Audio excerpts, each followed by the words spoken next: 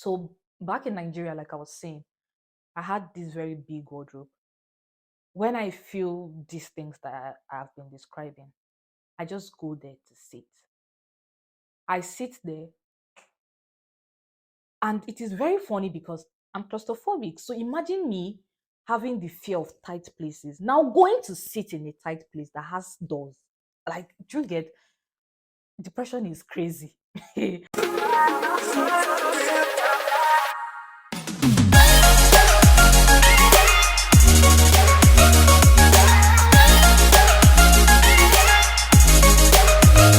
Hi guys, Trauma again, and I'm welcoming you back to my channel.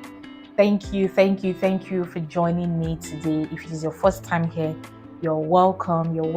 And for old timers, thank you for sticking around with me. I appreciate that you guys engage in my posts, you guys comment, you guys share, and you repost. I am thankful. Thank you. First timers, and for those of you who are yet to subscribe, please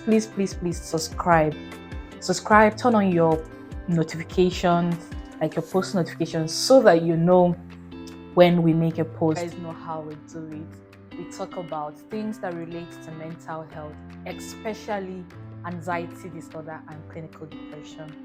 So welcome. Grab your popcorn, grab your small chops, grab whatever it is that make this video even more exciting for you, and sit back while I share with you guys in details what it feels like to wake up with anxiety and depression. Are you guys ready? Let's get it going.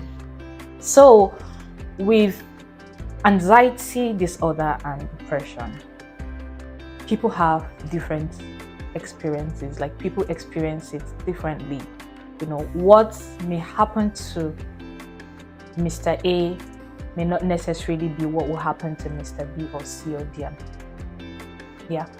So I'm going to be sharing what it feels like to wake up on a certain day with anxiety and depression, according to what I have experienced.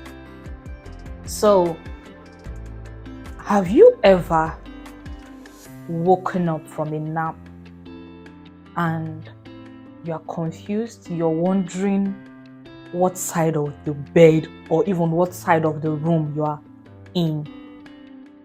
You don't get what you know. You slept this way, but now you're awake and it seems like you are even maybe under the bed. I'm sure you guys know what I'm talking about. You have that experience, you've had that experience, you've experienced it. Oh well, how about waking up from a nap and all of a sudden it starts to feel like every other person have moved on and left you alone in the world? Like, you are alone, you can't hear sounds, you probably even can't feel anything. It's almost like you're gone. Well, if you've had these experiences, that is what happens to me when I wake up with anxiety and depression. That's the first thing that happens to me. Like, everything will be going on in my head at that time. I'm feeling like if I scream, nobody will hear me. Like, I'm just in the world alone. So while this is going on and I'm trying to understand what's going on, and the next thing that happens is I'll start to feel like I'm floating, like I can't feel my legs. So even if I try to get off the bed, I am not able to, because my legs are like cotton wool, like I can't stand on them, right?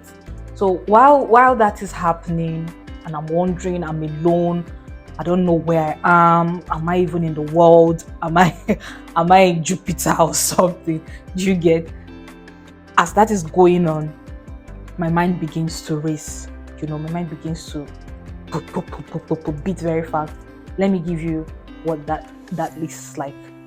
So have you ever been driven by someone who you don't trust their driving? And not only that you don't trust their driving, this person now decides to speed on the day that you are not finding it funny that they are driving you.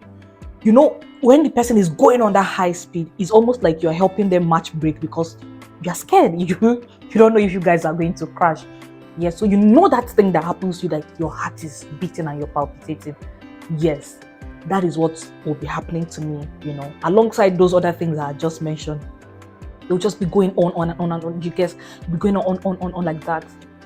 Hey God, as that is going on, it doesn't end there. I'll start to sweat, like profusely, sweat all over my face, all over my body. And as that is going on still, my stomach will start to rumble. I'll start to feel like I need to go to the bathroom. You get, like I need to poop. Now, remember that I can't even go to the bathroom because my legs are not behaving like legs. My legs are behaving like wind. So I can't even move, like I can't feel them. Well, while that is going on, my mind starts to think intrusive thoughts. I start to feel like, oh my God, yet another day. I'm a failure. I'm coming up with another excuse today. My boss will not understand. When I start to have those intrusive thoughts, I start to think of how much of a burden I am to my friends, to my family, to those around me. I start to wonder how I'm going to go through the day, you know, feeling all of those things. And I start to have, you know, fear of everything around me. And I start to have the thoughts to want to do something illegal or something harmful, excuse me. And while that is still going on, I start to feel like I no longer want to leave, right? All of these things are happening at the same time. You see, I used to describe anxiety and depression like one of those our African aunties and uncles. If you have one of those aunties that could see you doing something that in quotes and unquote, they feel like it's a bad thing, they will smile at you, but they will go to your father or to your mother to tell them that this is what you're doing. They will go and report you. That's how anxiety and depression is. Like, they are so crazy. Because really, what is funny? Why are you making me relax and yet you're making me anxious at the same time? I just cannot understand it. So yeah, so all these things will be happening to you at the same time. Like, your mind will be going crazy. You are pressed, you want to go use the restroom, but you cannot move. You can't feel your legs, you are shaking, your heart is beating so fast, you are feeling like you're going to die, you're feeling alone, you're feeling like something is coming to grab you. It is terrible. It is, when I mean it is terrible. So while you're having all those thoughts, you know, and everything going on with you at that time, your brain starts to, you know, fight, you know, your brain starts to, you know, battle all of those thoughts to try to keep you safe. But really, it's really a great war. It's really a great war. So as that is going on, let me paint another scenario for you guys. Have you ever loved something so much that you enjoyed that thing so much and you get bored of it? And then because you are now bored of it, you detest it. Like, if you hear or see that thing, you get so angry. That's what will begin to happen to me. Everything that I like to do in the morning, like wake up, to put music on, you know, to just start to get in the mood for the day, all of those things, I would completely hate it. The thought of it will annoy me. I don't want to engage in anything. I don't want to speak to anyone. I don't want to see anyone. You know, my mind will start to tell me that something is happening to me and I need to hide.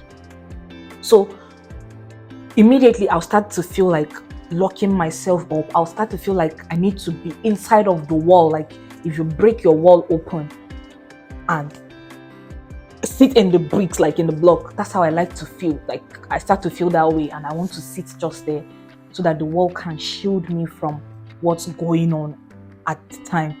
Do you understand? So when people who are depressed, when they isolate, it's not because they want to do it to hurt people around them. It's mostly because they are scared. For me, I'm usually scared and embarrassed. It's like something is coming to hurt me. It's like something is coming to harm me. So sitting in the world there, or isolating myself, locking the doors, closing up my windows, all of those things just kind of make me feel safe. To be honest, back in Nigeria, I used to live alone, something that is actually very terrible for someone who is suffering from anxiety and depression. Living alone is very bad. I still do live alone somehow, but I would not recommend that if you have anxiety disorder and depression that you live alone. But if you can't help it, well, go ahead and live alone, but endeavor to make life choices that would make life easier for you. So back in Nigeria, like I was saying, I had this very big wardrobe.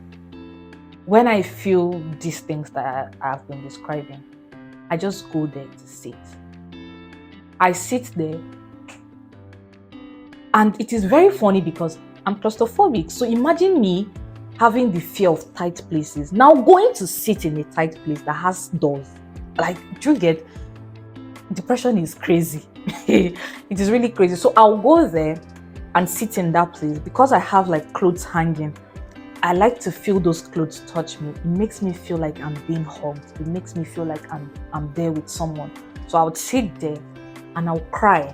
And then the way my house was that time in Nigeria, it's if you make a sound, the next person upstairs or downstairs can hear you.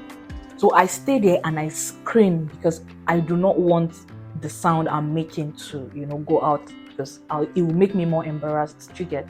So yeah, I used to do that, and it's because I'm scared. I don't know how to explain it. It's because I'm scared. I don't want people to know what I'm going through. I don't want anyone to see me. So I'll just, sit there in that place. Crazy thing. so crazy. So like I was saying earlier, people experience depression and anxiety differently.